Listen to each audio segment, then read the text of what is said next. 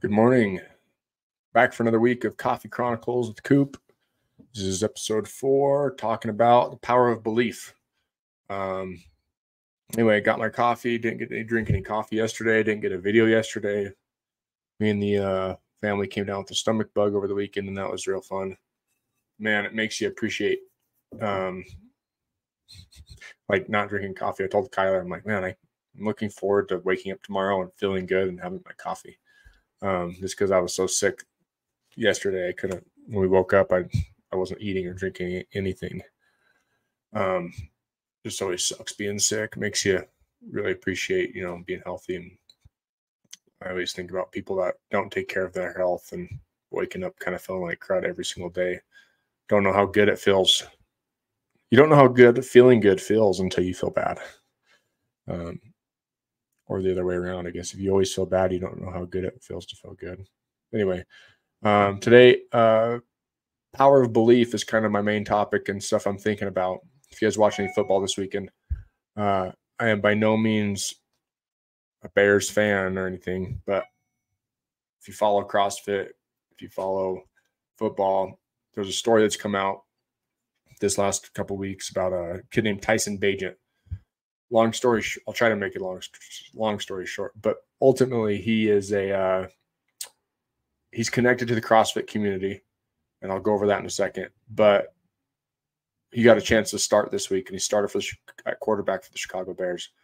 So we'll go over real quick some of his background and why he's kind of my main thought and focus for this week's video. So his dad was basically a 17-time world champ arm wrestler.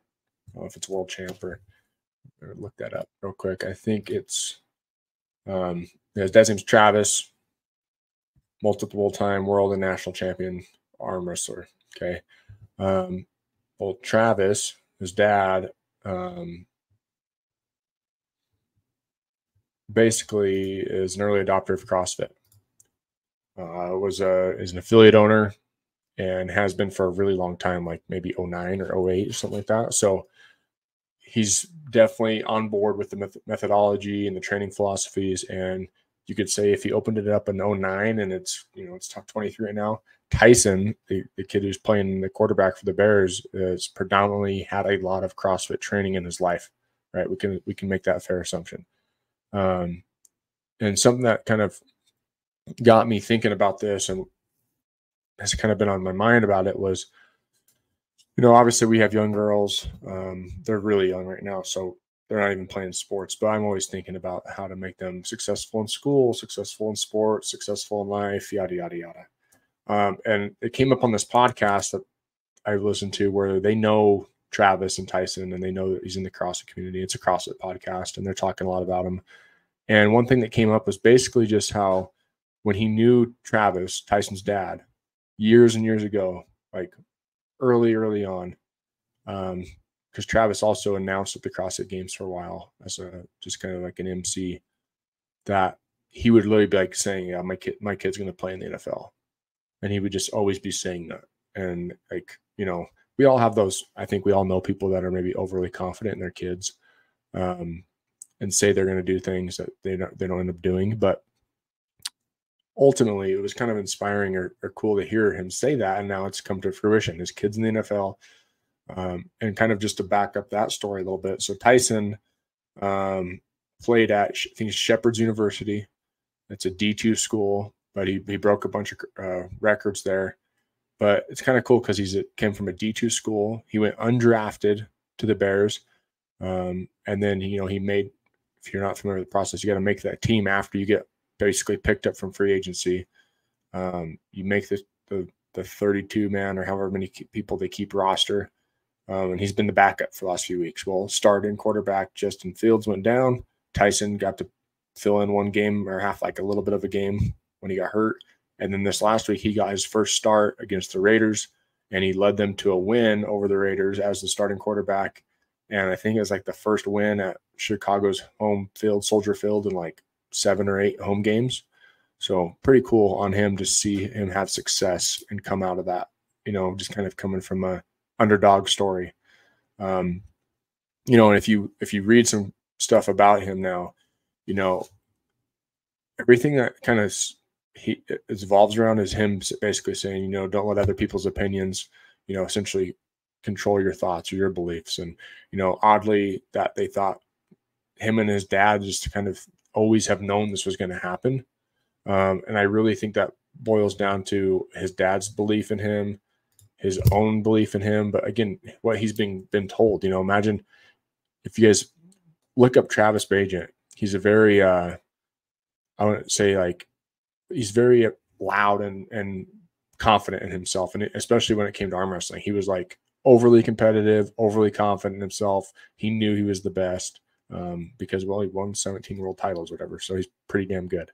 Right. But I think that if you think about that personality type, and then he has this son named Tyson and his personality type and flowing into that, I think it was like Tyson's probably never heard anything but, hey, if this is what you want, you can go do it. You know, if this is what you want, you just got to figure out how to outwork everybody.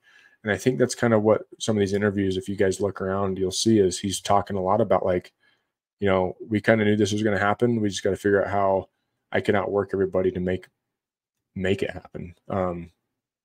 And I think it was just a lot of it was his dad's belief and then in his belief in himself. And I want to piggyback off that real quick. If you guys ever watched Swamp Kings, it's a video documentary on Netflix about the Florida Gators. And Tim Tebow was a quarterback during that time. And he talks a lot about how his parents would tell him, like, because he was maybe supposed to not be born or, you know, he's premature or something. But basically, his parents basically tell him, "You're a miracle baby. Like we're supposed to have you. You're going to do so many great things. You're a miracle, blah, blah, blah." And he's like, if you get told that, and Tim Tebow says this, if you get told that enough times, you start to believe it.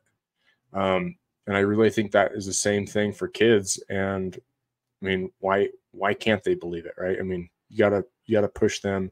You gotta help them aspire to be great. Versus if you get told you can't, you never will. Oh, someone from this small town will never do it. Like, you know, just again, it's kind of like you got to put it out in the universe and make it a possible thing for kids to actually believe it. I'll try to relay this really quick back to fitness. Is some of you guys don't believe you can in fitness, and you can. I mean, I saw another video. If you guys know who Ellie Turner is, she's a CrossFit Games athlete. She's dating Justin Medeiros, yada, yada. She posted a video the other day. It's like 5 years ago that she got her first ring muscle up, like 5 years ago. And she's been in the CrossFit Games like the last 3 years or something. So like, I do think a lot of it, at some point, it comes down to you just have to want it and you have to believe you can go do it. Truly. Like, I mean, if you guys see some of the video, I think those ones are always really cool to see the transformation videos from people that started CrossFit early on, you know, didn't move very well or whatever. And then next thing you know, 2 years later, they're like at the CrossFit Games and they move really, really well. And they're they're doing really, really good things at the CrossFit Games. But to me, I think about it for more Gen Pop, like, oh, I could never do CrossFit. It's way too hard. Right. Well, if you're not afraid of hard work, you can do it. If you're not afraid to get, you know, sweaty and grind it out, you can do it. The next thing would be is maybe there's this higher skill or something like, oh, I could never do a muscle up. Right. Well, if you don't believe you can't, yeah, you probably never will. You got to start to believe. So anyway, hopefully this gets you going. I know we're on a Tuesday. It's kind of a day later than we normally would post, but I think the power of belief is very strong. You got to believe you can do it. You got to believe those around you can do it if that's what they want to do. Like, you know, if they're chasing a goal, encourage them, encourage yourself, and have a good week.